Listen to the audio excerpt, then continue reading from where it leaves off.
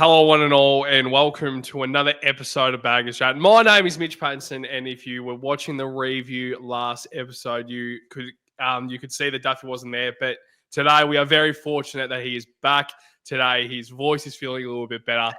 I would have been very intrigued to hear if you were on the episode to try and hear you speak, because we know how bad it is when you lose your voice, Duffy boy. So glad you're feeling better, and it's a lot better actually speaking to someone on the end of the line rather than just speaking to myself for about an hour. I just felt like a bloody rambled on for half the episode. But Dave boy, I'll throw straight to you. How are you feeling? But obviously ahead of this clash against Fremantle, round 21 at Optus Stadium, I think the feeling towards this game is not very positive.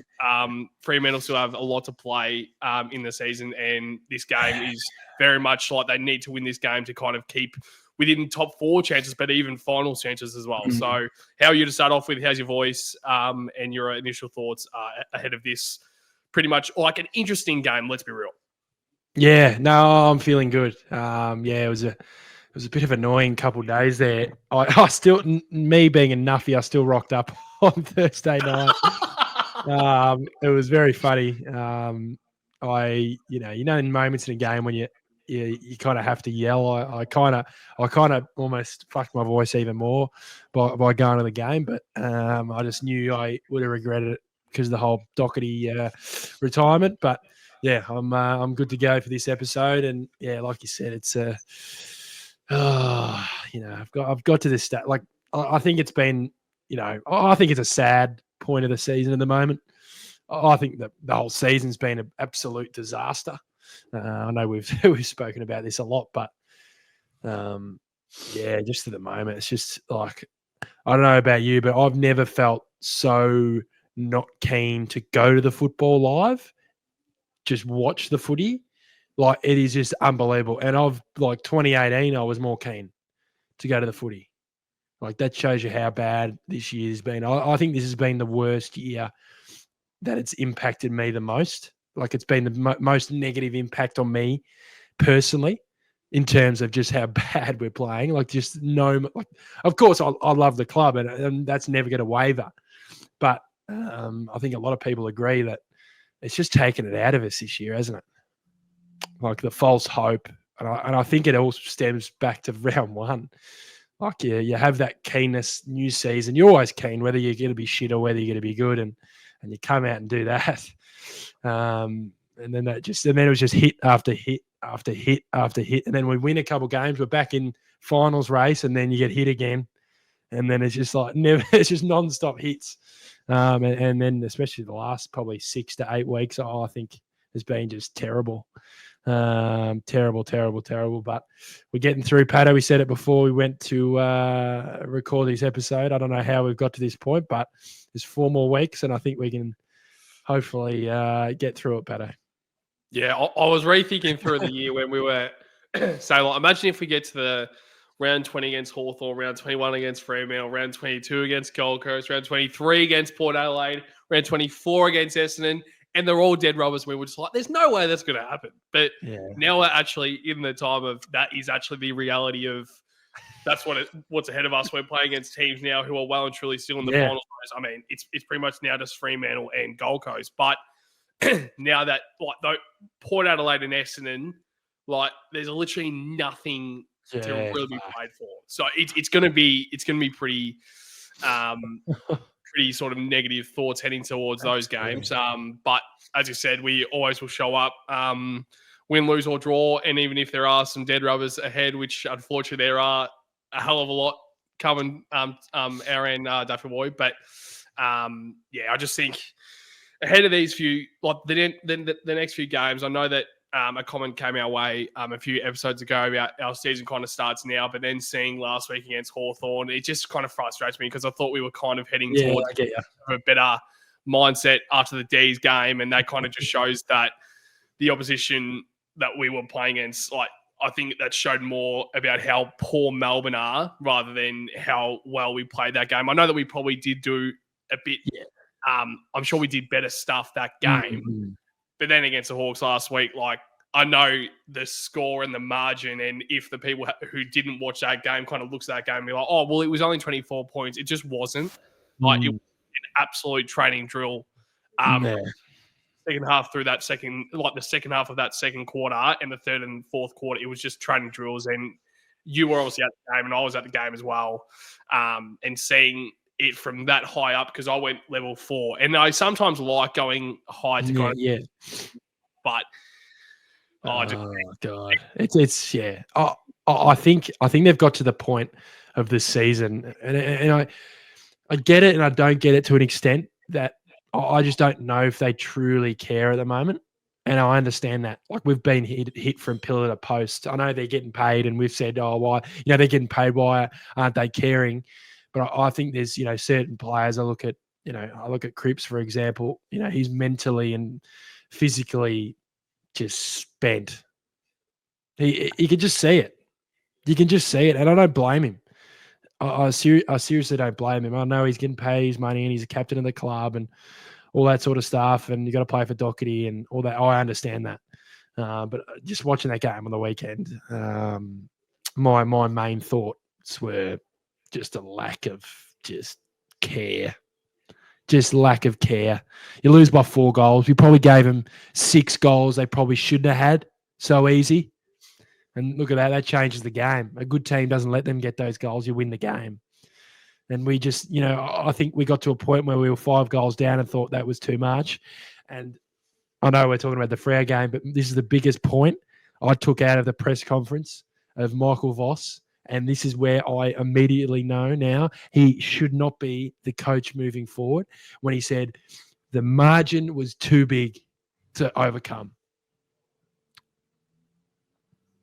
If that's the mentality of the coach, I understand if we can't win, but if you're saying that, if that means the mentality we're 5 goals down, we're done. Look at St Kilda on Sunday.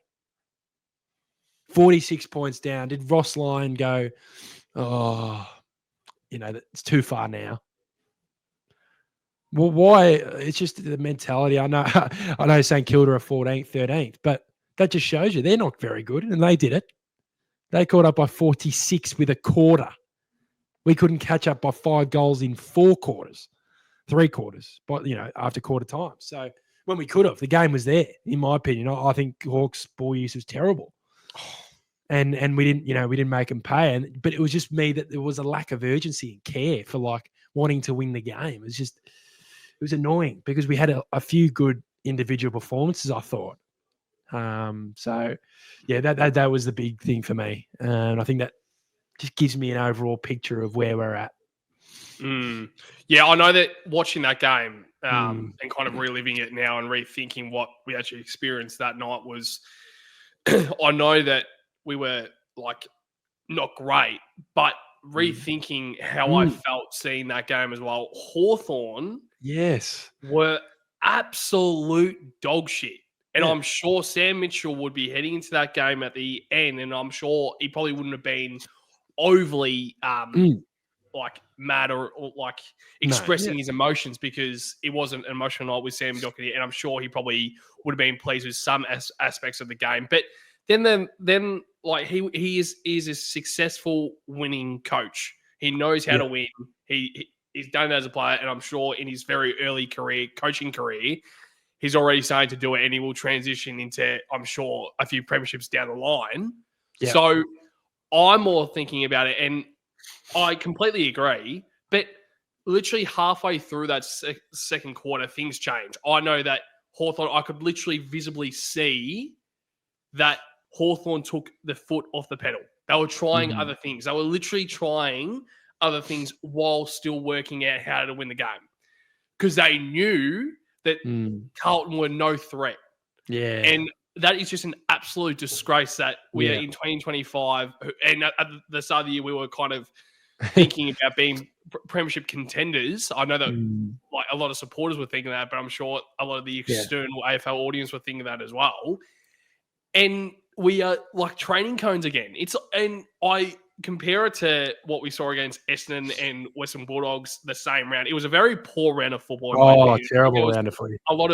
There were a lot of stories that came out of kind of pretty much every game with the Giants and Sydney and what happened with Toby Green. That was quite funny because I was working on the same night.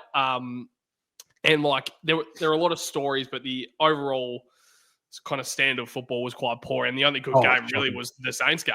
Yeah. And even that game up until 3/4 time was terrible. Was looking very, very. Yeah, it's just a joke. That's why I'm not even being delusional. The game was there to be won at so many stages of the game. You were saying they were trying stuff. Imagine if we just punched them in the face and gone bang, bang, bang. The game's on. It shows you how quickly it can change. It doesn't matter if you're the bottom team or the top team. I just hate how we just gave up on the game so early, and you lose by 4 goals.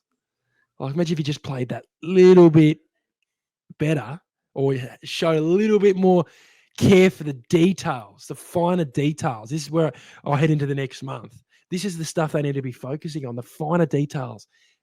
Hands on your opponent, put your arm across, those types of things. Like there was some vision last night on an agenda setters where I'm not really against the whole shaking the hand of the opponent. I think that's a bit overboard when people have a go at that. But when you shake the opponent's hand, you're not their mate after that. You're pushing them. If you're a defender, you got body on them.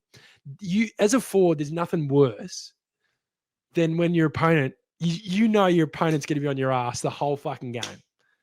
Even if you know you can beat him, you know that annoying feeling when your opponent's on you, whether it's local footy or professional footy, and he's got your arm on you or he's pushing you or he's there. He's always a step behind you.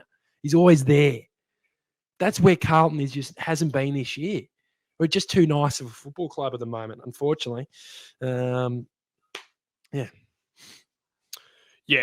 Kind of rethinking to what I was about to say earlier was like more about, I think the way that we are kind of going about our football at the moment is it's very, very safe standard and I don't like very stock standards for sort of football. And I don't know how we could be like that where we're trying to look for options heading into the end of the year because you've still got 4 games to kind of try some other things out. I would love to just go into the next few games and see a completely different game of football and a different brand of football, but we aren't seeing that. Like I thought we saw it against Melbourne and I was quite excited about that.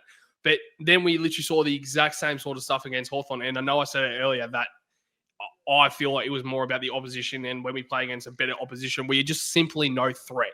And I was even looking at the North Melbourne Cats game and how North Melbourne were like acting like absolute training cones. I think we were kind of in the same sort of like, let's be real, like same sort of conversation. But it's just because our scoreline was so much closer. Yeah. When we kicked a goal, Hawthorn would always lift their game. And it's something that I noticed a lot coming out of that game. And it was quite very, very negative sort of feelings at the moment. But it was good that we touched on that for the review because obviously you haven't had the chance to touch on the review. But we'll now try and head towards the preview, Daft Boy. But I'm sure we'll try and throw back to last week and what we saw against the Hawks. But the first thing that we'll kind of touch on, and it's a bit of a different sort of direction that we usually go for the previews. And the first thing that we'll touch on is Jack Silvagni. So the people that aren't aware of what's going on with Jack Silvagni. So right now, he obviously is not contracted for 2026. He is an unrestricted free agent. So for the people who haven't been keeping aware and keeping in touch with the AFL news, I completely understand because if you're a Carlton supporter, you probably don't really want to see any other things for the rest of the season. But there is some big news coming out about Jack Silvagni, and about a week ago, it broke that Jack Silvagni could start to get some conversations with no other club. They're the Collingwood Football Club about potentially joining them next year on a 4-year deal, about $650,000 a year.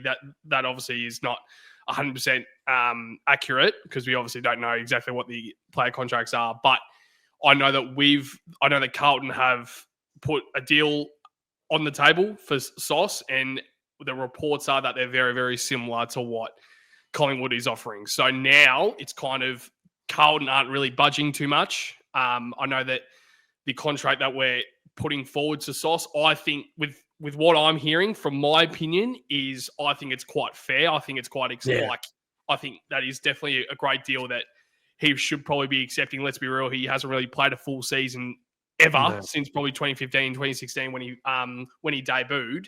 So I don't think he really should be entitled to ask for any more. I think a 4-year deal, having that security for 4 years at AFL level, I think is good enough.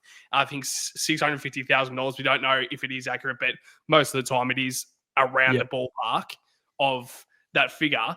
So now we know that it's around that sort of price, and also the 4-year deal and what the opportunity is at Carlton with.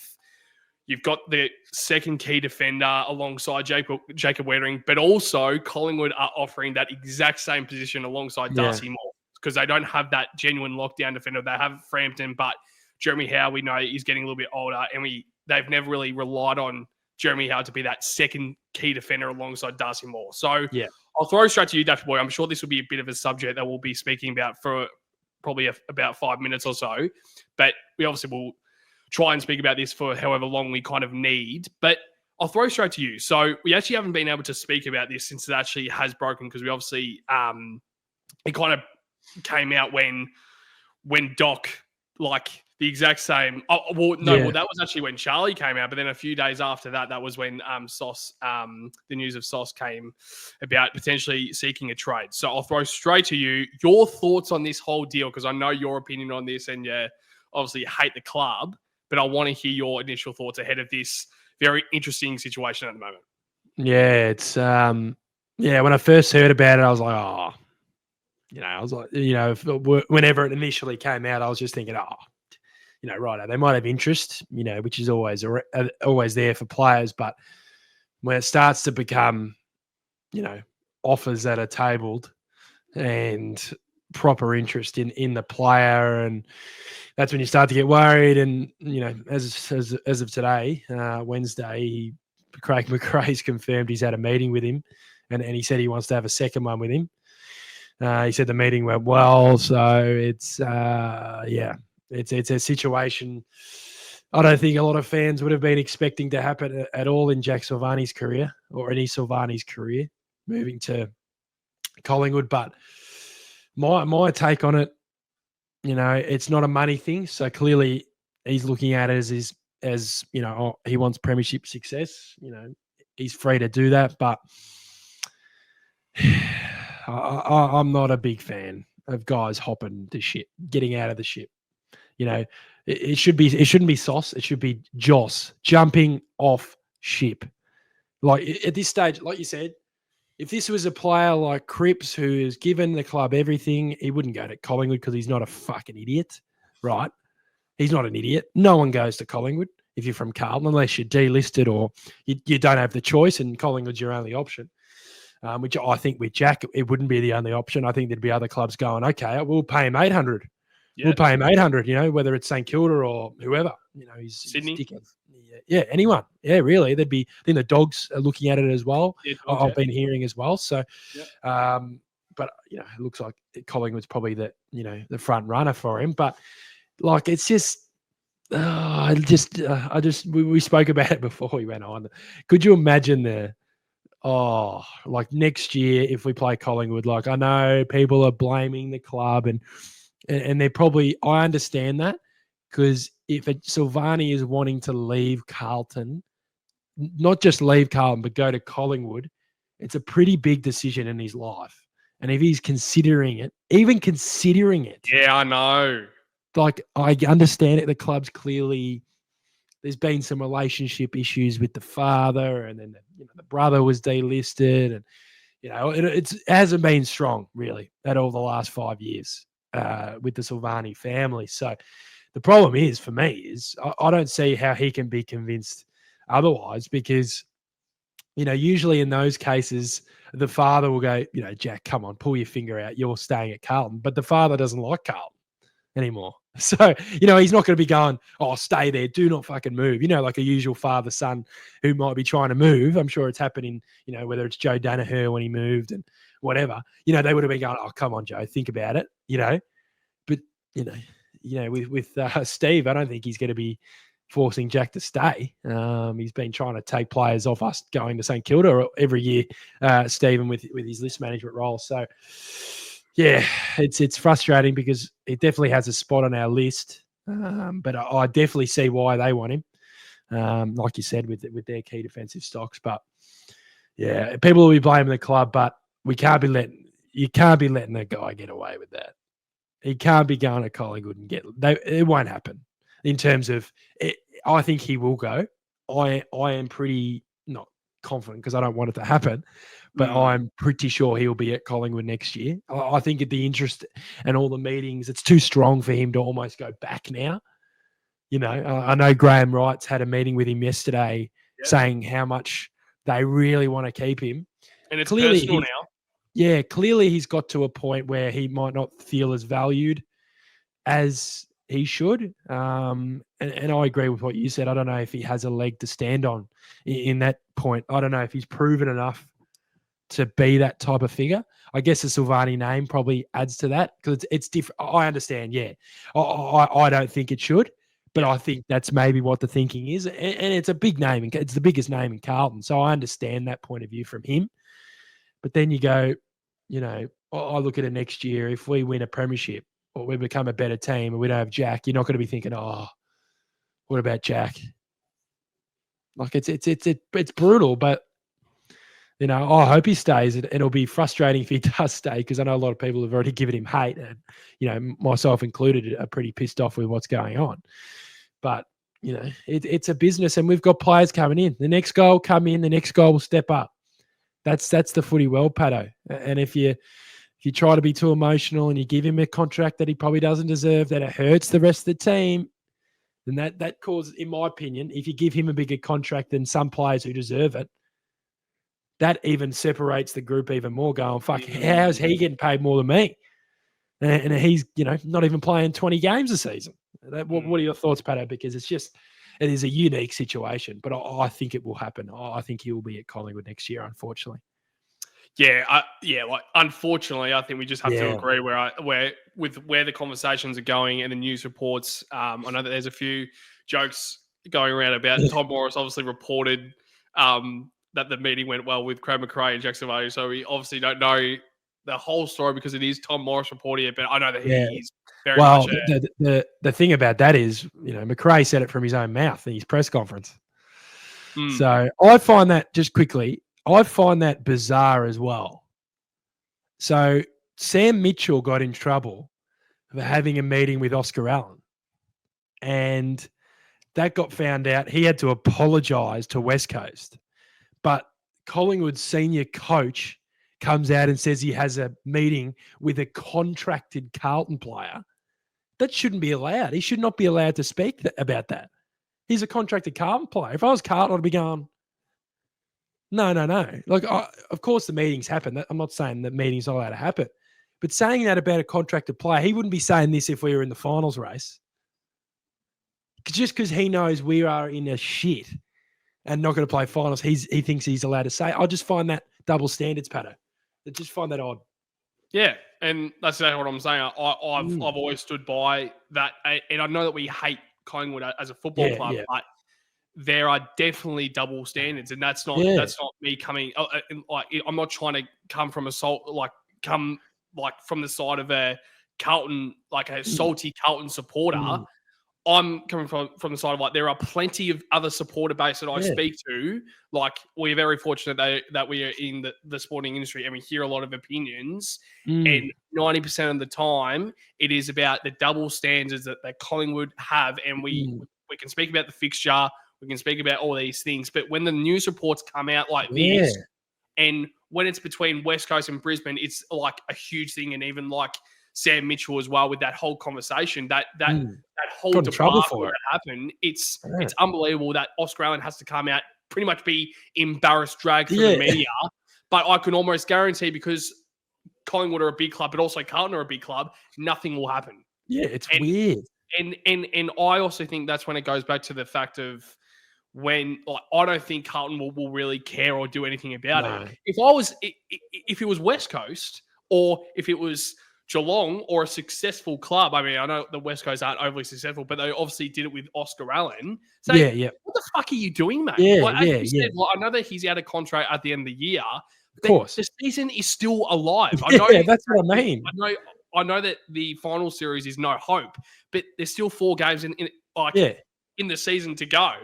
And I know that he's not playing any senior football because he's injured, but that doesn't matter. Like, if you are still contracted and you're still training, you're still a part of the club, you do not meet with any other clubs until the end of the season. Like, but we don't know. Like, we don't know if Craig McRae is trying to be a bit of a dickhead and say, no, but like we met with Sauce, but it was more the management. That's fine. But if it was Jack Silvagni in a meeting with Craig McRae, that's not on. Meeting with the management, that is completely fine, because I think it's coming from a side of like Sauce needs to sort out where his career is going. So I think that is fair enough. But if it's a meeting with the arch rivals, not even like put the Collingwood emotion to the side. It's meeting with another football club. When you are still contracted, you are still in season, and you are still contracted. You personally should not be meeting with another coach. And we don't know if the news is 100% true. I think it is, yeah. I think it is, but we also don't know, do we? I think, my issue is just more, like, I don't mind the meeting. I understand, like, your point. But, yeah, I'm not a big fan of just going out and saying you've had a meeting with a team. I just think it just leaves a bit of a bad taste in my mouth. What do you mean, though? What do you mean by that? Like, in terms of there'd be so many meetings right now with players at Carlton from other clubs. Florent could be talking to the list management, but it's just more about, we're not going out. Voss isn't going out in a press conference going, we just had a meeting this morning. I had a cup of tea with fucking Jack Silvagni. Like, he did. He had a meeting with him. I'm fine with that. But if you're going to just say it out loud, like say it in public, keep it behind closed doors. That's what I'm not a fan of, because Sam Mitchell and Oscar Allen kept it behind closed doors, but it got leaked. They were actually trying to keep it, and he had to apologise, whereas Collingwood come out and say McRae said he had a meeting with him and he doesn't get in trouble for it. Like, I know that's my issue. Like, there's going to be meetings with everyone, and I understand your point. Like, it is a bit shit that he's having a meeting with an opposition coach. But my thing is, it happens all the time. We don't even know that it happens with other. I know it does. I know it happened with one of the big examples was Lin Jong in 2016 when he met up with Nathan Buckley at Collingwood while he was at the Bulldogs, and that was because he got found out. But my issue is, how does Sam Mitchell get in trouble? And the coach at Collingwood literally says it. There's a video of him saying it at a press conference. I met with, doesn't matter if it's Carlton, I just met with an opposition player that's contracted. That is bizarre to me. Like, have the meeting, whatever. But just, I don't know. It's just, it makes me just want to. Yeah. Come on. I think there will be more reports from this sort of situation that has come out, because we obviously know that it's only just come out this morning. But yeah, I'm very intrigued to see what will happen. I would be very surprised if Craig McRae or even Jack Silvagni. I mean, I don't think the player should be held accountable, as you said. I am completely from the side of, it is a business. I think these players should be able to explore what their future is looking like. I don't think that necessarily needs to be the player. That is why you need that. That's why you pay management. I think that's something that, if you're still in season, you shouldn't be focusing on shit like that. That's just my opinion. But that's why you pay the management. That's what I know a lot of players do try and follow suit, where they leave it to the management. They always say, I'm going to leave it to the management. And they really do until the end of the season. And then that's when the season is over. They don't have to do anything else. And then that's when they can actually personally be a part of the management meetings and say, okay, this is the club that I'm going to meet with. This is the club that I want to choose. This is the club that I'm going to request a trade to, wherever. But I completely agree with what you were saying. But I'm more thinking, if Jack Silvagni is asking to come out and apologize, that is bullshit, because he can't control the out. He didn't even do anything wrong. No. Yes, he is meeting with Craig McRae, which I don't think morally is right. Same. But Craig McRae is publicly releasing something that happened earlier on in the year that had massive backlash. Yes, Massive that's what backlash. I mean. It's ridiculous. And then now he's publicly releasing it. I will be very surprised if he doesn't get some sort of fine or a kind of please explain from the AFL. Yeah. But you watch, it won't happen because it's fucking Collingwood. And I really hope it doesn't go down that path because I feel like there will be a lot more kind of negative talk about Collingwood. I mean, I don't think they are treated fairly at all. I think they are kind of the child, kind of like the golden child of the AFL, which I don't agree with. I think every single club should be held kind of at the same sort of standard. I know that they are to an extent, but I still feel like they are kind of treated a little bit more fair than other clubs. That's just my opinion. That's another conversation that we'll touch on probably at the end of the year, definitely. But I'm going to be very intrigued to see what will happen. And kind of just to finish this off, probably our last sort of conversation about it is we also don't know what Sauce, like actually Stephen Silvagni, what has actually happened with him. We don't know if he's been speaking to Sauce about saying, like, make sure you try and stay at the club. We actually don't know any of that. I think it's probably likely that he is more on the salty side of, absolutely. But we also don't know that. We don't know that for sure. But I think if you kind of read between the lines, I think it's quite clear to us that he is probably more down the side of it's probably good if you do go. Yeah. But also the decision is down to Jack. And if he chooses to go to Collingwood, emotion aside, Collingwood aside, you're leaving the Carlton Football Club when we kind of need you. We kind of need you for next year. Like you have now locked down a spot that we have found, like the coaching staff has been able to find their time to develop you as a key defender. You've shown something that we really like.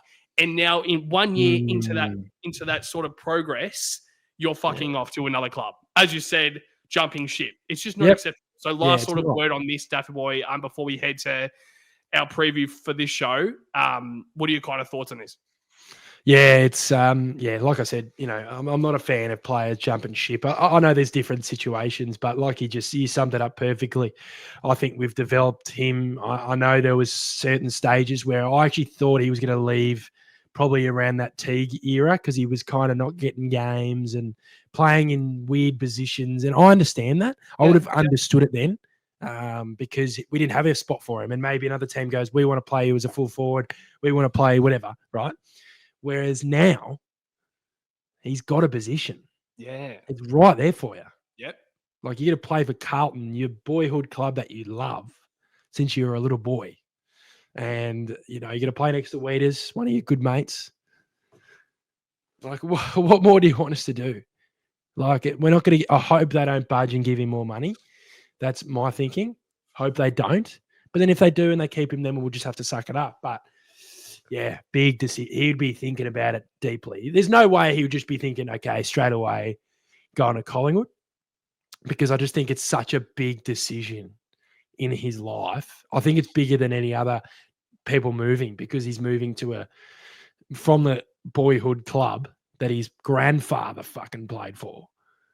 Both his grandfather and father are champions of the club. Why wouldn't you want to be a champion of the club? Why would you not want to be the same? That's my thinking. And if he's watching, that's my question to him. Why would you not want to be the one that lifts a cup at Carlton? Because I tell you what, it'd be a fucking hell of a lot more fucking special. I'll tell you right now. Imagine going through all that, supporting Carlton, playing for Carlton, and winning a premiership, breaking the drought with Carlton. I think it'll mean a little bit more. I know I'm not saying a premiership doesn't mean anything at Collingwood. But I'll tell you what, it would mean a lot more. That's why I'm big fans of guys sticking on. Cripps when he probably could have left. Yep. Really? Yep. Charlie when he probably could have left. Harry. They all stuck by it. They trusted the process, and we got to, and the process almost got us to a grand final. I know that's a 2023, but it almost did, and that's why we've got to back these guys in who are staying. That's why I get pissed off when fans get angry at these guys who stick fat with the club, and they get bagged, and guys like Silvagni look like they're going to hop off ship. So hopefully he stays and we can applaud him rather than boo him. But that'll be a situation I'm sure we'll be touching on very, very much on Trade Talk, Patto. Yeah, it's going to be very, very intriguing. And I know that we kind of knew heading towards the second half of this season that trade period would be a very, very big sort of like point of the year, really, to kind of really set up like the next 5 years. Because obviously with the draftees we're bringing in, but also the free agents we could potentially get, it's going to be very, very intriguing. And also about like even Tom DeConning going as well. Like he probably is like 95%. Let's be real, it's probably 85% last week, but now looking 95% going to the Saints. And if they can also re-sign Wanganeen Miller, and then also add a guy like Tom DeConning to their team, I think that's something that Tom probably will be quite appealed to. And then it goes to the other discussion, and this obviously will be something that we'll touch on in a hell of a lot more depth at the end of the year. But that's when it goes to, if Sauce is leaving and these guys are requesting out of the club, Charlie's potentially looking life beyond Carlton when he's not at the Carlton Football Club, what is going on within the four walls of the football club? It's going to be very, very intriguing. It's something that that's brought kind of to my attention with this whole thing, because we haven't had to experience players leaving literally ever. Like, let's be real. I know that there's been years gone by that guys kind of be like request trades because like Zach Fisher and shit, like players who are kind of on the fringe. Field. Yeah, they're on the fringe. Yeah. And then, I know that last year, I think like Matt Kenny and Matt Ois both wanted to stay, and I know that we both would want them now, but also they were kind of pushed out of the club as well. So there's not really been a player from probably the past decade that we have really wanted to keep that they have chosen, no, I am requesting a trade to another club. It's very, very intriguing. And it's something that we haven't really had to deal with in a very long time, and probably ever in our lives. I'm very, very intrigued to see what will happen, Daffy Boy. But let's now move on to the injury list, Daffy Boy. And I just thought that I'll touch on a few players before we swing straight into our ins and outs. So Frankie Evans is a good chance to be back this week to whatever level, whether it's VFL, AFL, I'm not too sure. I think we both are kind of on the side of, I think he is quite good in our side. I know that he was quite good in the Melbourne game when he did get knocked out. So hopefully he is good to go for this week, and he might be featured in the senior side. Another player that, because obviously we haven't done the injury list, the preview when the injury list has actually come out. So these injuries are quite fresh. And Harry Lemmy is 3 to 4 weeks with a hamstring injury, which is very, very unfortunate, because I've been crying out for him for the past few weeks, and I was very optimistic that he would be featured in round 22, round 23, round 24, even this week. But unfortunately, he's 3 to 4 weeks, and that probably means that his season will be ruled out. And then that conversation kind of goes to if he will be featured at the Carlton Football Club next year, because he's not getting any opportunity. And there's a lot of clubs that need key stocks, key forwards, key backs. It's going to be a very interesting talk, and that's another thing as to why we're quite excited for trade period, Duffy Boy. Probably the last sort of update is Mitch McGovern. He's 1 week out with a hamstring injury, but I don't really know if he'll be featured. I thought I'd also kind of touch on Sam Walsh as well. He was looking very good in the training yesterday. So on the actually estimated return, he's TBC, so to be continued, but we don't know what that means. So I think he probably could, looking yesterday, but with what I've seen, he looked very good. I think he could play next week or the week after, but then I'm just like, probably don't risk a guy like that who hasn't really had a full preseason since round 20, since 2021. So, Dave, I'll throw straight to you. So let's go straight into our ins and outs. But if you want to touch on the injury list and those kind of players, especially Harry Lemmy, with him being quite unlucky that this is probably the 1 year that he's really showcased himself as a senior footballer, and he hasn't been able to get the opportunity.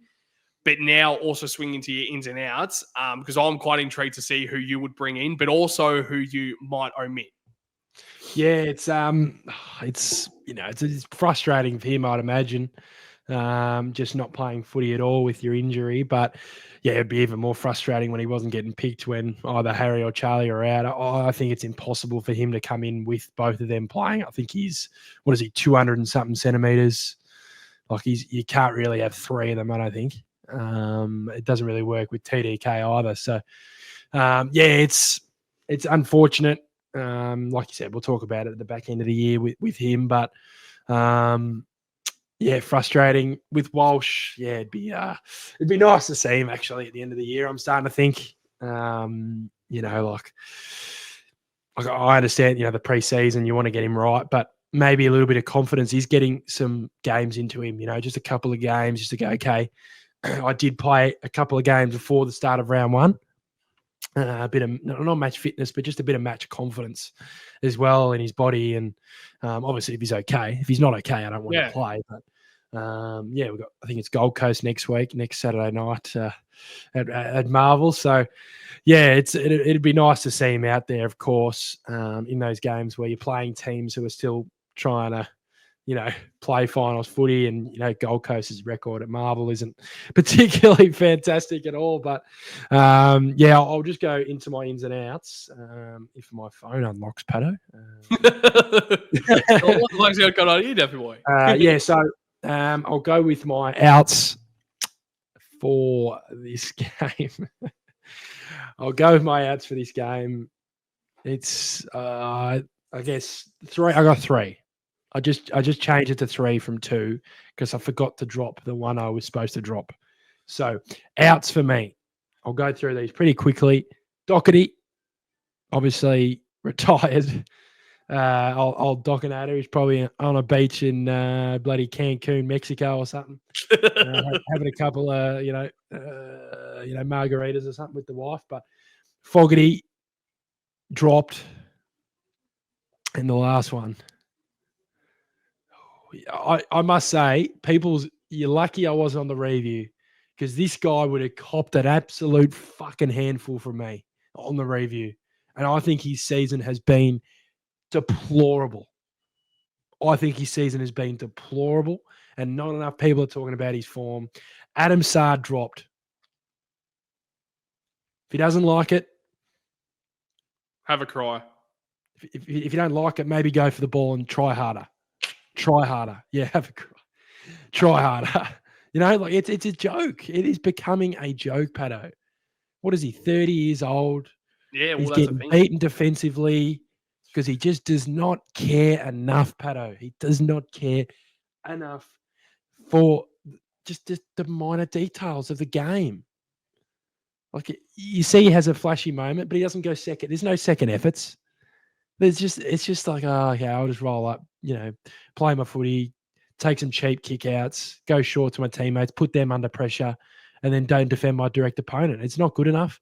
And I know the external media are putting the pressure on Adam Sard now for his performances. I know last night, Daisy Thomas and Luke Hodge were talking about it. His efforts on the weekend were just absolutely just not acceptable. Doesn't matter where you are on the ladder. Ins for me. Jordan Boyd will be in for me. He'll be in for me. Frank Evans, in for me. He'll be in for me. So for me, Boyd replaces Sard. I know Doc's out and he's been playing kind of a bit everywhere. So he's not replacing Doc. He's replacing Sard in this team. Evans replaces Fogarty. And I'm actually going to go bite the bullet. I'm going to bite the bullet. I'm going to play this kid. He might play half forward. He might play wing. I don't know what he's going to play, but just get to play him. Play him for the next couple of weeks. Lucas Camporelli. Just play him. Just play him. Like I've said most of this year, what is the difference between Adam Sard this year and Lucas Camporelli? Please answer this, Patto. What is the difference between playing Sard and playing a young kid? What's the difference? There's one that is 31 expected to... Well, he's 31. He's not 30. He's 31. Yep. So he's heading into 2026. He'll be 32. Yep. He's on a very good contract at Carlton. He is expected to be one of the best halfbacks in the competition he is meant to be one of the best kicks in the competition at Carlton. That's why we brought him over to the club. There's a guy like Lucas Camporelli who is literally a fucking winger who shouldn't even be exposed to senior football because he should be developing. But if he's good enough to break into the senior side, which he probably is right now, because these guys aren't sort of at the level at the moment. But that's what I'm saying. It's these guys, like I've got very similar ins and outs, but these guys will not be dropped. Because I feel like there is too much security, and I'm at the point now where it's just like I don't see it happening. I don't see these guys getting dropped because now it's like, why would you do it in round 21 when you had the chance to do it in round fucking 16? That's a side I'm on. So annoying. It's so annoying, and I understand when there's points in the season where you don't want to go too young. I understand that when you have players who are available, but my thinking is there's no different. Like we're losing games at the moment. And Saad's output is horrendous. What's the difference between his output and Boyd's output? Nothing. If Boyd plays bad, he plays the same as Saad. Exactly. So there's no risk. Saad's best is better, but we haven't seen it. So what are we waiting for? Why are we so worried? Because they go, oh, let's not play Lucas because he might get found out by fucking, I don't know, someone from Freo, right? Saad's been getting found out every week. That's my issue. How are they not getting picked, these players, in this, whether it's even fucking Jackson Binns? People bag him, right? There's more benefit of playing him than, the other player. Akers was an example. And obviously he's got interest from West Coast at the moment. That's another discussion. But, it frustrates me because there's teams where you can see the difference between a young guy and an old guy. Like there's an injury, young guy comes in, you can see the difference. But we're playing so bad this year that there's no difference. So we're playing these guys, we're rolling these guys out expecting the different result and playing the same guys and playing the same style like you said before. Why are we not changing our style? Why are we not changing? Like our midfield mix has changed to an extent, playing Williams and guys do that more. Do that more. Play Saad on a wing if you get to play him. If you can't defend, why don't you just put him on wing? He's a great kick. They don't do it. That's why this coaching group is fucking done, Patto. And we've both had I reckon we've switched views so many times this year because we don't know who the blame is. I think the blame is on everyone. I'm not saying the players aren't, but you watch on the weekend and you go, there's a game there to be won, and the game style just does not stack up. Doesn't matter. I think it's got to the point. Sorry for rambling on a bit, but I think it got to about the North Melbourne game. When they were trying really hard but losing. How we had that effort and we were losing games of footy. I think they tried so hard, and I know they should be doing it the whole year, but it's mental. They're mentally fatigued because of this game style. They've tried so hard the whole year, going, why the fuck are we not getting results? We are trying our ass off here. We're working our ass off. Cripps has worked his ass off all year. He hasn't had the year like last year, but he's probably thinking, fuck, why? Like, how are we not getting results? Like those first 4 games, we were in the game all 4, and they're probably thinking, what is it? And then they start to realize, at later stage of season, maybe it is the fucking game style. Doesn't matter how well we play, doesn't matter how well we try, and then you go, well, fuck it. They probably think in their head going, even if I do try, we're not going to get the result. So why should I try? That's a big issue with the coaching. That's going to be a big watch. And my that's just my point, because I just think they've just had enough of that. And I think that's what's caused a little bit of in the group at the moment with the coaching staff. I'm not saying they hate him, but I just think I'd love to be in a few of the meetings with Graham Wright and the players, because they would be telling him about that. I can guarantee you. Not all of them, I'd imagine, but there'd be a lot of them doing that. And that what that usually means, Patto, coach makes way, because the players are more important. Guys like Charlie, we want to keep Charlie. If you keep Voss next year, he probably want to go at the end of next year as well. We don't want that. And my sub, Corey Durden. Yeah. Like it a lot. I will admit my ins and outs. I will fly through these very quickly because we're starting to head towards the hour sort of mark of this episode. But I do agree, and mine are very similar. So my outs, I thought this would have been a bit of a sort of a big omission, but I'm glad that you kind of think the same. It's a guy that I've been calling his name out for 5 or 6 weeks. I don't know. I don't fucking understand what his role is in that forward line, and it's Lockie Fogarty. Yeah. Once again, we give him the opportunity every single week, and I don't know why he gets the opportunity over other guys. There's other guys that get dropped in front of him. That's what I don't understand. Every single player, like even like a Corey Durden to an extent, like this is also a sneak peek.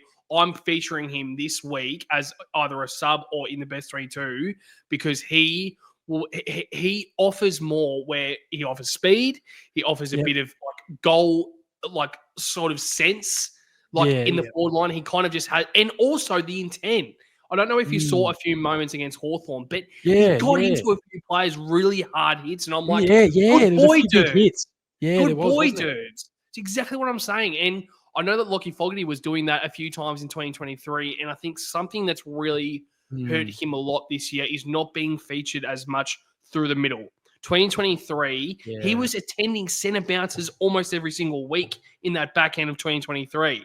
So that's something that I think we've really not really found this year with a different sort of midfield mix. I think it's really good that Zach Williams is now rolling through there, but that is something that I'm quite frustrated with. I think he needs to go back into the twos because he doesn't know what his role is as well. And we've mentioned a few times with Motlop, we mentioned a few times earlier on in the season with Doherty, these guys don't want to be featured in the senior side because they know that they're going to be dishing up the same thing every single week because they don't know what their role is. They don't know what it is. So why would you send a guy? I love Lockie Fogarty. I think he has great intent and I know that he cares.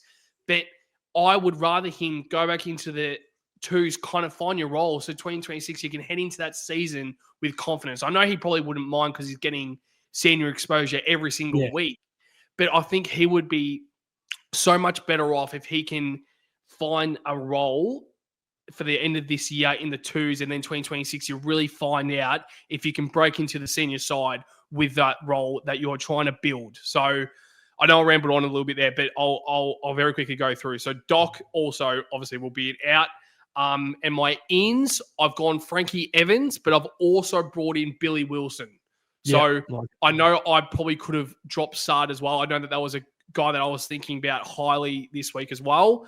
But if that is a thing that might be seen come Thursday night selections, I think Sard probably could be omitted, but then also Jordan Boyd. So I probably wouldn't play Camporelli just yet. I think Billy Wilson has had a good few weeks in the VFL. So I think he can kind of come in to kind of cover that Doc role. Boyd comes in, as you said, to cover the Sard role, and Evans comes straight in to cover the Fog role. But my sub will be Corey Durden. So Lord obviously will be upgraded into the 22, and Durds will be the sub, which I like. I think it's quite stiff. And I feel like it's down to Fog or Durds who will be the sub if Fog is featured in the 22. I'm playing Fog as a sub. I think Durds offers more on the field, and I don't even know if I really want Fog as a sub. So very quickly went through that, Dave Boyd, but let's now move on to the opposition watch this week for the Fremantle Dockers. For the people who don't know what we do for the opposition watch, we go through the back line, midfield, and forward line for the Dockers, and we touch on one player for each line and kind of explain why they could be a bit of a threat come this Sunday 5:10 graveyard shift, Daffy boy. So I'll throw straight to you. Backline opposition watch, as we always do for the Fremantle Dockers. Who is your watch this week? I was just thinking, we've won the last 6 against them. Won the last 5 or 6. That's the only team I reckon we've really had the wood over. Doesn't matter if we play shit. We seem to beat them all the time. We've had some great finishes against them, by the way. Nunes, Murphy, Cottrell last year.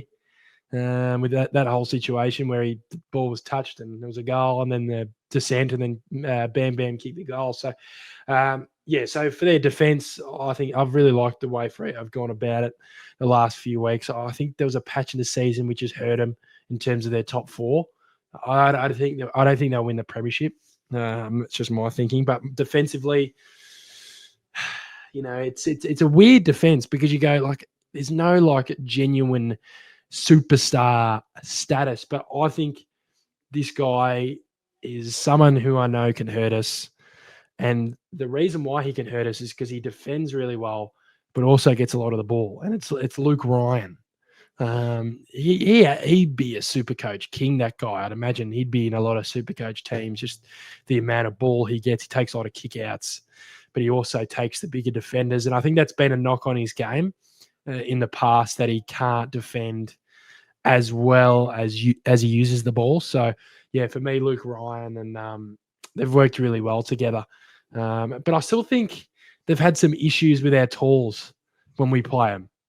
I don't know if Brennan Cox and Ryan, I know they've got Oscar McDonald there as well, obviously the Carlton legend in defence. But, I don't know if they've ever had a full handle on all of our forwards. I know this week they will, because we suck. But I think if we give our forwards enough looks at it, I think we can have opportunities to score. And I know Harry's had his week, like his first week back. So let's hopefully get him back into the Harry form we know. Yep, spot on, Daffy boy. I'm glad you actually mentioned the key stocks there, because Alex Pearce is meant to be back this week from a shin injury, which is just great. It always seems like every single week we play against a team, they always bring back a superstar. Last week they brought back Will Day, probably their best player. But also Nat Fyfe is a test this week. So is James Aish. So I know that we've mentioned a few times about Aish. The genuine wingman. I know that James Aish could be that player, but let's be real. If Fremantle want to go anywhere, I don't think James Aish or Nat Fyfe will be anywhere near that best 22. No. But, so that'll be quite interesting to see what they do with Alex Pearce. I think you need to get him back in the side as soon as possible to kind of get some exposure to senior football again, heading into finals if they do make it, which I think right now is a high possibility. But, I know that with Fremantle, they usually do play Luke Ryan as that main distributor off the halfback flank. But this year, they've kind of changed the role a little bit, where Luke Ryan has kind of been that third tall and not taking as many kickouts and not being that main distributor off the halfback flank, because they've given it to Jordan Clark. So I think this week I will go with Jordan Clark as my opposition watch. You spoke there about the Supercoach King. Luke Ryan was very much the Supercoach King last year of the Fremantle Dockers, but I think this year it definitely is Jordan Clark. He's getting a lot more of the footy, and I think he's probably more damaging by foot than Luke Ryan. I think Luke Ryan is still very much a good player. But yeah, it will be interesting to see what they do with Pearce coming in. I think McDonald probably, unfortunately, will be omitted. And obviously they have Hayden Young as well, who came back last week. So Fremantle are starting to look like a genuine threat again with Hayden Young. I think he's an absolute superstar. He won the medal and he only played 3 quarters. So that's quite a worry. But speaking of Hayden Young, let's now move on to the midfield opposition watch, Daff Boy. There are a few names in there. I just mentioned Hayden Young, but also there is Caleb Sarong, there's Andrew Brayshaw, there's even Shai Bolton that you can even mention as a midfielder who rolls forward. You can even mention a guy like Murphy Reid, who is definitely a contender for the rising star this year, Daffy Boy. So your midfield opposition watch, I'm very, very intrigued to see who you have. I'm going to go with a ruckman. Yeah, I'm going to go with Luke Jackson. I think, it's going to be an interesting watch that with Pitternet against Jackson. That'll be Would you reckon they both play? I don't know who you're going to drop, though. Who do you drop? You can't drop the Coney, can you? Can you? Nah. They're not going to do it. They wouldn't do it, though. You just know they wouldn't do it. So, I think you just keep rolling with it, because it's like, fuck. Yeah. Just get games in a pitto. See, I think his stoppage game has still been pretty strong.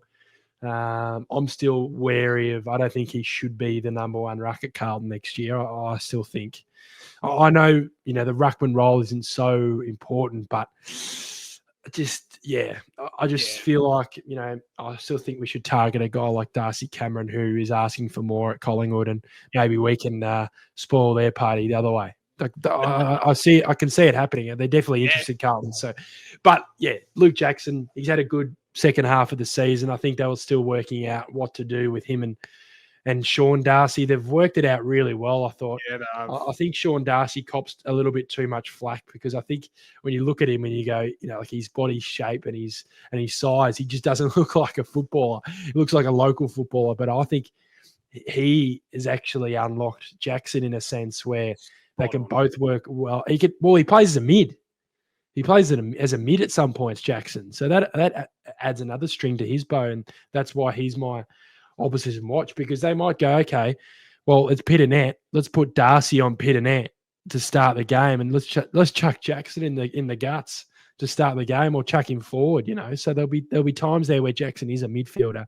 And like you said, they got so many guys rolling through there, which is why I've always been confused why they've struggled to make finals with that talent. But I think it's the other ends of the ground that have hurt them. But this year, I think they've figured it out, obviously, with Voss, and the other end of the ground with the way Ryan and Clark and all that are playing. Yeah, you are absolutely spot on with what you said about Jackson, and also Darcy. I still think he cops a little bit too much flack. I think it more is down to he's not kind of looks like you kind of professional footballer. I think that's a bit, I don't know how I kind of feel. It's true. It's true. You look at him and you go, like, he's been injured, and like if he wasn't on so much money, I'd be looking at him. Yeah, because I actually think he's a skilled big guy. I just think there was points in his career, I think, where he was probably letting himself. Well, his body was letting him down, which is why people go, "Oh, he's just shit." Let's just play Jackson as a number one. But you look at them now, and they're working in tandem together. They both can play forward of the ball as well. Darcy does have that. He can take a clunk and kick a goal at points. I've seen in the last few weeks where he's kind of getting. When you get continuity as a big guy, I think that's when they play their best footy. You see with De Koning, when he gets going, it's when they have the continuity. Pitt and Ed as well, Harry, Charlie, when they have continuity, they have those weeks where they build, and then they have a game where they explode. And we've seen both of them explode, Jackson and Darcy. Yeah, I mean, kind of back to what I was about to say. I think with Darcy, he is kind of seen to be a sort of like a ruckman that I don't think kind of gets enough credit. I think he's probably top kind of 5 in the competition of ruckman. I really do. I think it's kind of the Marshalls, the Cherries, the Gawns, probably the TDKs to an extent, and probably Darcy is next in line. I think probably O'Brien needs to be kind of held into that sort of conversation, even a Jared Witts as well from the Gold Coast Suns. But I think Sean Darcy is a player that I've kept my eye on for a lot of years now, and I still think he's definitely one of the best ruckmen. I think he definitely does make Fremantle a better side. I think the midfield relies heavily on Sean Darcy and his ruck work. So, and I think having the combination of Luke Jackson as well, where, as you said, you were spot on with it. Like, yeah, absolutely. Like, he can play as a genuine midfielder. He's 199 centimeters. He has the talent to do that, but he also has the capability and the football IQ to be a midfielder. He genuinely can be. He has the ball used to be a genuine midfielder in that Fremantle midfield. So I think that's definitely a bit of a wild card that they can use heading into the final series. They can utilize Luke Jackson immensely. I think you can roll him forward, you can roll him into the midfield, and even if the game is on the line and you need to have a match winner, you can sub Sean Darcy. Luke Jackson plays as that main ruck, and you're off. Like, it's actually crazy how that kind of dimension works. And the overall dynamic, the dynamic of Darcy and Jackson working in tandem for probably 3 or 4 years now. I don't know how long they've actually been together for as the Fremantle Rucks, but it's just crazy. So I think my midfield watch, I'll go with Caleb Sarong. I know it's a bit of a generic sort of option, but I think he definitely is their best midfielder. I think him getting tagged most weeks means that it kind of opens up an avenue for Andrew Brayshaw. So do you reckon there could be a potential tag this week with George Hewitt? I mean, not a tag, it never is a tag, but a matchup potentially with Caleb Sarong or Andrew Brayshaw? Yeah, maybe. I feel like we do get on top of them when we do play them. I don't think we can say that this year that we will, and I think this week we can say that we will based on our form. But yeah, I feel like every time we've played Freo, we never seem to be too, defensive on their players. But I do remember the game in 23 over there, and Chincotta did take Sarong in Sarong. moments. I think that was the kind of part where he was defender, but sometimes he'd roll forward to be amongst the stoppages and stuff. So yeah, maybe Sarong. I'd rather put a guy on Hayden Young. I think he can take a game away from you more than Sarong can. Sarong's his gun, of course. He can win you a game, but I think Young can win you a game with 15 touches. Kicked 3 goals on the weekend. You said, obviously he had the 3. And he won the medal with the 3 quarters he played. So, yeah, gee, he's a ace up their sleeve, isn't he? Yeah, that's another player that you can heading into final series. You've got I know that we already mentioned it, Nat Fyfe as well. When he's come on as the sub, he's actually kind of made a bit of an impact. I don't think that definitely is the answer. And heading into the final series, I think it's more of a emotional choice to go with Nat Fyfe over the strategic option and actually play, I don't know, like a Neil Erasmus as the sub. I think he's probably a better option over a Nat Fyfe. It's going to be very intriguing. I'm very intrigued to see what will happen come final series if Fremantle make it. But absolutely spot on about Hayden Young, Daffy Boy. I think he definitely is a big threat. But yeah, I think Caleb's wrong. There's a few midfielders in there that can definitely take the game away from us, but it's just more down to if we can kind of utilize our midfielders and kind of equalize a contest or even beat them in the midfield. That's something that I'm definitely looking at in the midfield opposition watch. But Daffy Boy, let's now move on to the forward line opposition watch. I can see you're kind of over this episode because we're kind of over the previews and the reviews of this fucking club. I know that there's a few more dead rubbers, Daffy Boy, and I feel like as soon as trade period comes, we're going to be very, very excited. But I'll throw straight to you. Your forward line opposition watch for the Fremantle Dockers. Who have you got? I'm all right. It's just fucking, I just get so disappointed that we're at this point of the season and fucking hell. This game should be a cracker. We should be going we should be playing finals. It is an absolute embarrassment. It is an embarrassment how this season's happened, but let's hope they fix it. But for me, Pat Voss is my forward line watch. I got to, obviously I worked at the Freo Pies game at the ground, and watching that game was pretty fucking hilarious, just seeing him roll around and kick goals and knowing that he was on Essendon's list as well. I never got a game and didn't get one game at Essendon. They didn't feel like they could give him one game, which is just shows you where they're at. But yeah, he's just got that energy I want to see from our players. People have a go at him and, he's pumping his chest out and he's over celebrating, but I love it. I love it. There's times where you got it, sometimes he's a bit of a dickhead sometimes where he goes a little bit overboard, but there's moments in the game where you need to get your fucking troops rallied and up and about for a late stage of the game. That's why they won the Collingwood game, not just because of him, but energy. They all started to have energy at the back end of the game. They believed they could win. They believed they could win that game, and he has instilled that belief, I think, in their forward line specifically. I think a guy like Amos looks like he's asleep half the time. Yeah. He's got the personality of a fucking ant. Oh so a guy like, Voss brings a whole different dynamic. Longmuir would be going, fucking holy shit. This guy, Tracy's obviously got a bit of energy as well in that forward line. But, they got Switkowskis and guys like that. But yeah, Voss for me. Yeah, that's a great pick. Before I throw to my opposition watch, Daffy Boy, I just thought I would ask you about who you think the matchups will be heading into this game. So obviously our key defenders will be Harry O'Farrell, Jacob Wiedering, Nick Haynes. Those are the 3.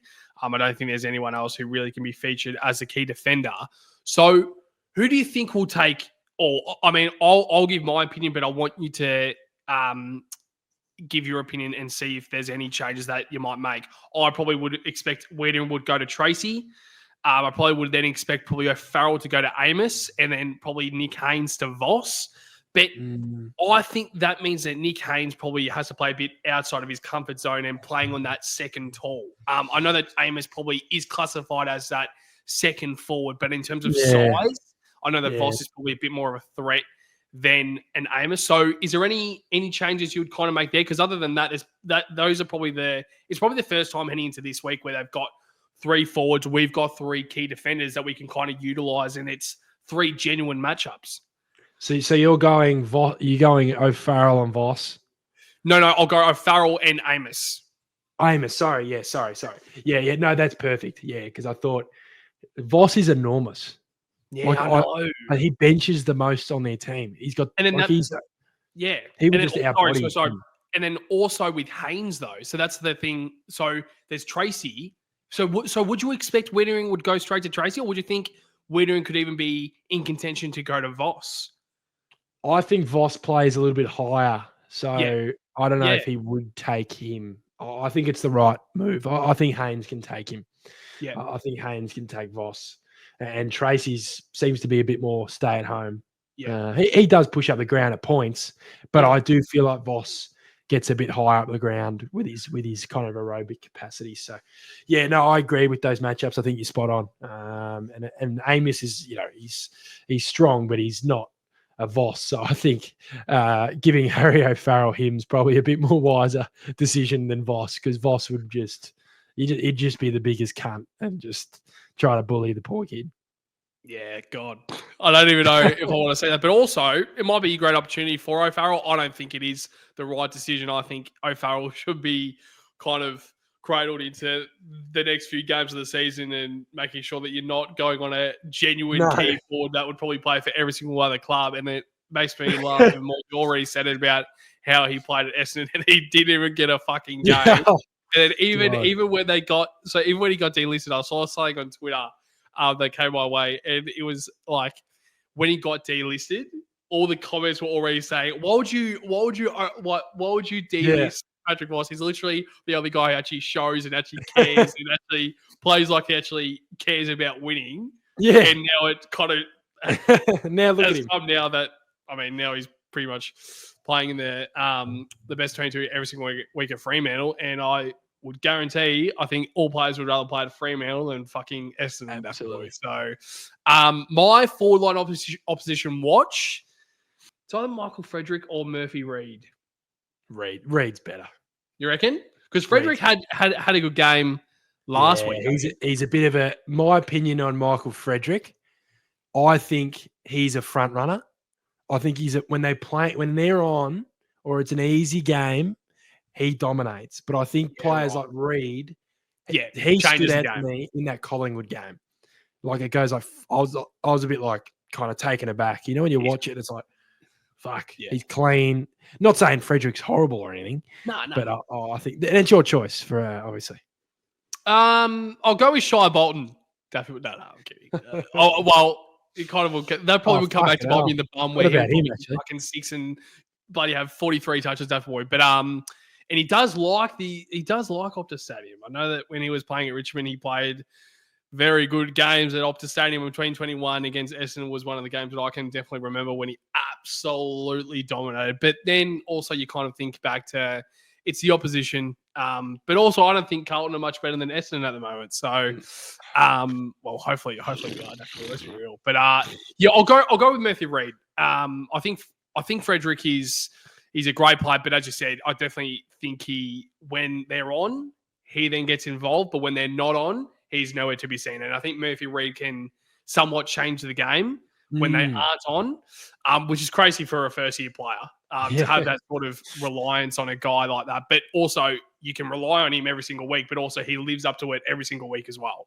So it's actually crazy. You can actually think back to when they played against Geelong earlier on in the year when he 4 goals in a row in a quarter. It's actually crazy to think back to. I'll tell you what, though, you have to be a good player to wear a purple headband. That's all I'm going to say. Yep. Murphy Reid definitely is a big threat heading into this week. So quite nervous, if I am honest, to see what will happen this Sunday graveyard shift. Daffy boy, can I just say, it's good to be finally back on a graveyard shift rather than fucking prime time football. But let's now move on, Daffy boy, to the match predictions. I know that we're starting to head to the point of the year where we're just over it. We want to really head towards trade period. We can't wait for that, but we obviously still have to try and do these episodes. I think we've done well, but our final segment is the match predictions. We go through bagger of the game, point of difference, winner, plus margin. Daffy boy, I'll throw straight to you. I am very intrigued to see what you'll say. But match predictions, what have you got? I'm very intrigued to see what I'm going to say. I don't know. But nah, best on for me, Harry O'Farrell. Ooh. It's going to be best on. Fuck the rest of them. That's my mentality at the moment. I am watching these games right now for the kids. I couldn't care less about the wankers that can't play, who are on 700,000, 800,000, and they can't hit a fucking target, Patto. So O'Farrell, best on ground. You're going to take a hanger on Michael Voss. Michael Voss. Get Michael Voss out there. In the warm up, it's going to take a specky on. Jesus Christ, I've mixed up Patrick Voss and Brownlow medalist and 3-time premiership captain and the bloody coach of our fucking team. Yeah, and the coach for the next 4 weeks for sure. But yeah, so O'Farrell best on ground. Point of difference.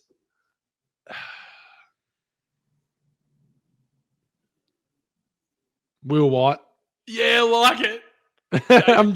I'm pretty much just going through my votes of last week. That's it. That's I'm yeah.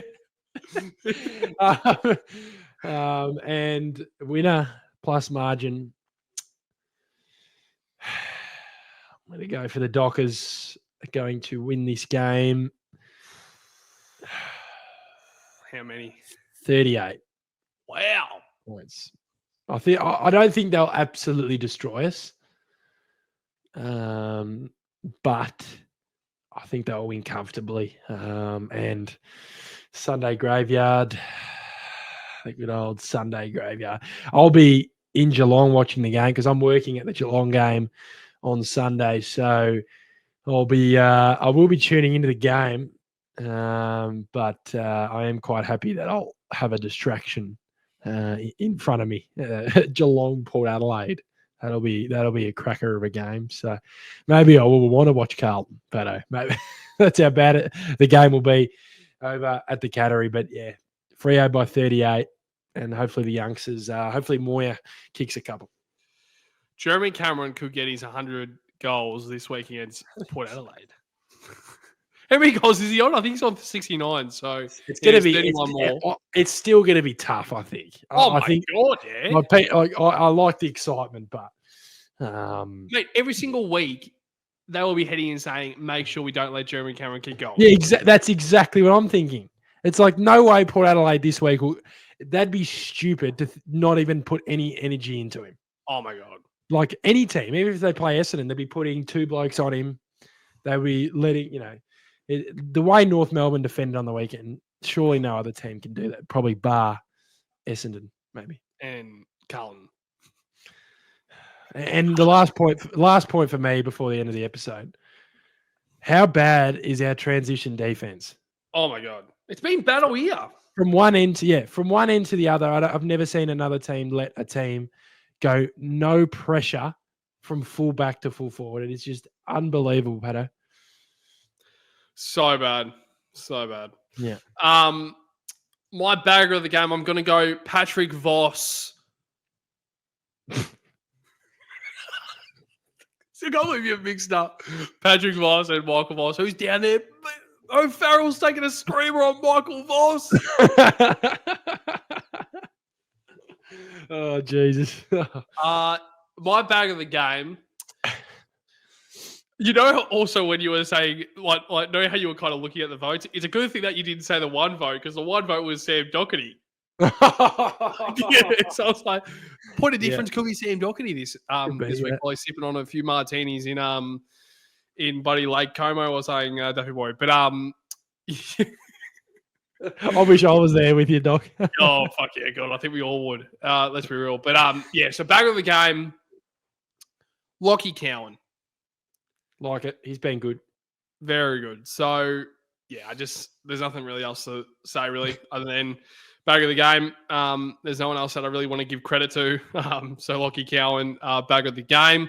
Point of difference, a bit of a different one, but more so a bit of not a statement game. I think he's already made enough statements this year, but to really reassure us that he could be our option heading into next year as our ruckman.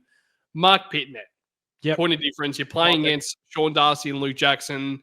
If he can equalise that contest, but even beat these guys, I think that's something that will help his confidence. So Mark Pitnet, point of difference. Winner plus margin, Daffy boy. I am going Fremantle by 68 points. I am going Fremantle by 68 I don't blame points. I don't blame you at all. I can say 68 points. I did say I don't think we'll get smashed, but now I think of it, I can just smell Pat Voss running laps around Optus Oval with his fucking shirt off. Yep. After he kicks his 10th. And also, they do need percentage, Fremantle. So this would be a perfect game for Paddy Voss to run around with his fucking shirt off, Murphy Reid to take his headband off when he kicks the first goal within 2 seconds.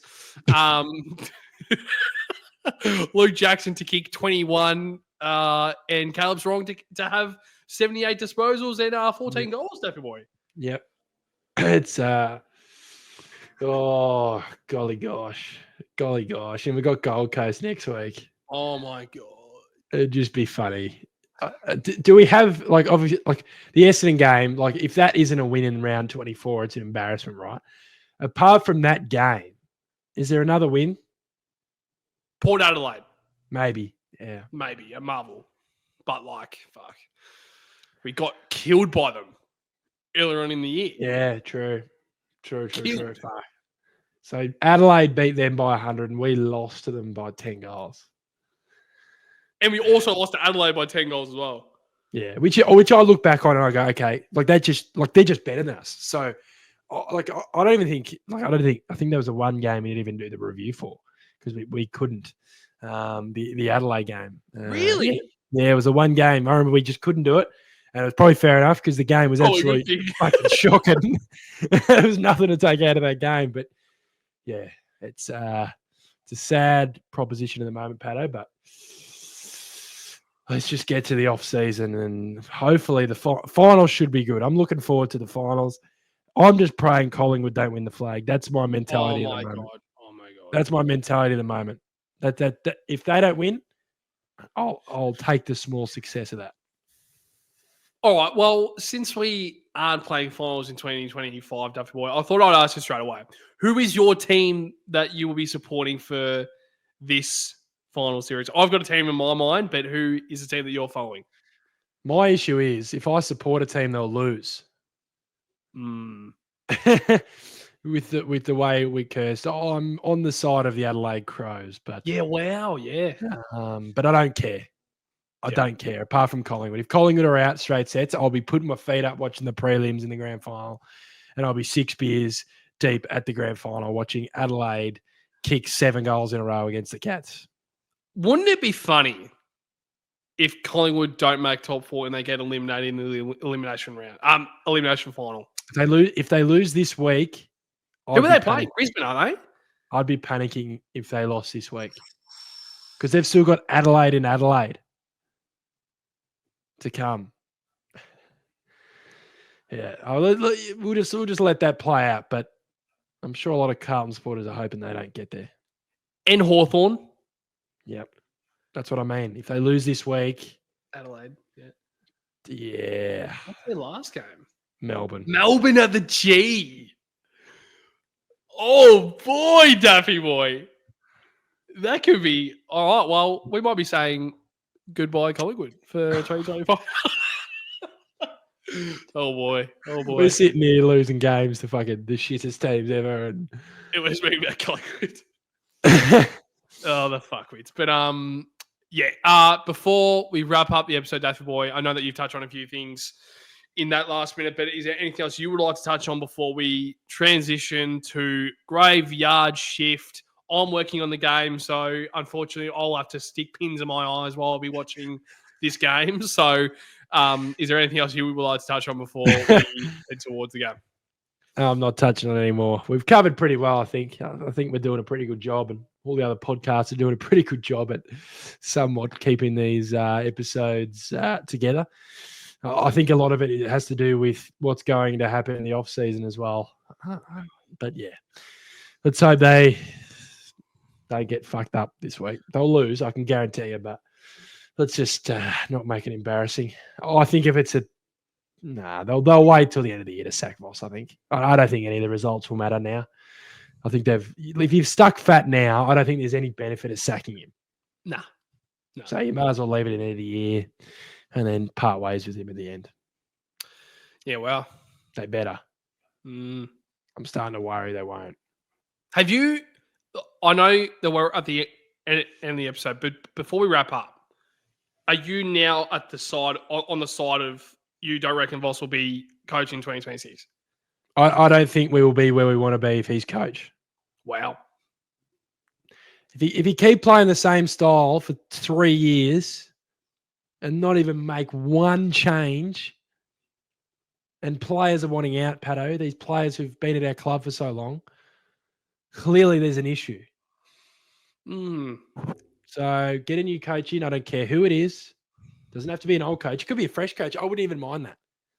Someone who's worked their trade as the assistant coach somewhere, who deserves a crack. Corey Enright. Exactly. So there's going to be names, we spoke about it before fucking Voss came in. There was other names there. So it's going to be interesting. He might not even be sacked. I really don't know. The biggest question mark this offseason of who's going to be there next year. I don't know. I seriously don't know what's going to happen. And we've just got to let it play out. And it's just going to be the biggest that month, probably from the last game, the siren from the Essendon game till the end of the draft is the biggest question mark I've ever seen at this football club. And it could change everything. We could, they might commit to dropping off next year to skyrocket for 27, or they could commit to try and win the premiership next year. I really don't fucking know. I'll say one more thing. Voss, Brisbane Lions. Yes, I know. It is smelling and it's starting to look a hell of a lot similar to that, with the players wanting to leave if Michael Voss is still there at the club next year.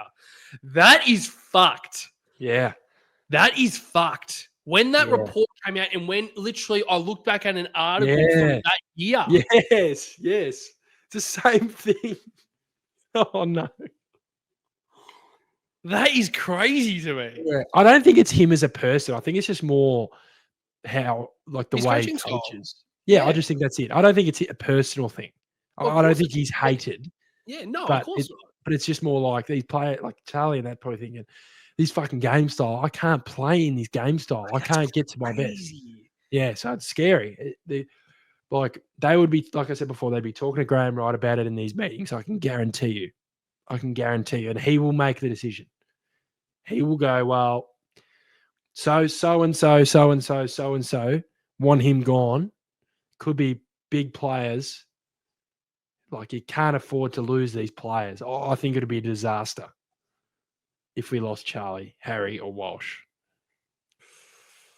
Wow. No, all right. Let's put a nail in this episode right now, because I think there is a lot more to play out for this year, and I feel like every single episode will kind of touch on it for a small portion of the episode, because it's very, very intriguing. And when trade period comes, good golly, that will be very, very intriguing to see what will happen to forward. But to every single blue bagger out there, make sure to like, comment, and subscribe.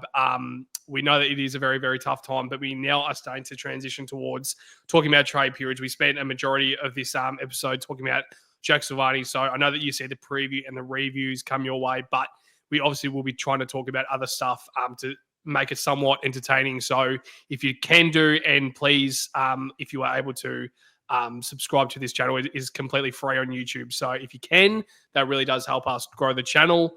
But also check out our podcast platforms if you're going on a walk or going on a long drive, or you just want to listen to a podcast in your headphones, whatever, and you want to listen to the audio version, please do. And if you choose Baggers Chat as your port of call or your port of option for podcasts, we really do appreciate that. And if you can give us a 5-star rating, that really does help us grow the channel. But also check out our social platforms, whether it's Instagram, Facebook, TikTok. There's a few others out there that you can find us on. But to you, Daffy boy. Great to have you back. Fantastic to have someone on the end of the line rather than fucking talking to a camera You did well, Patto. You did for well. an hour. Hey? You did well, Patto. Oh, You did well. fucking hour, fucking rambling on. But great to have you back. Let's finish this season strong and to every single blue bagger out there. Baggers.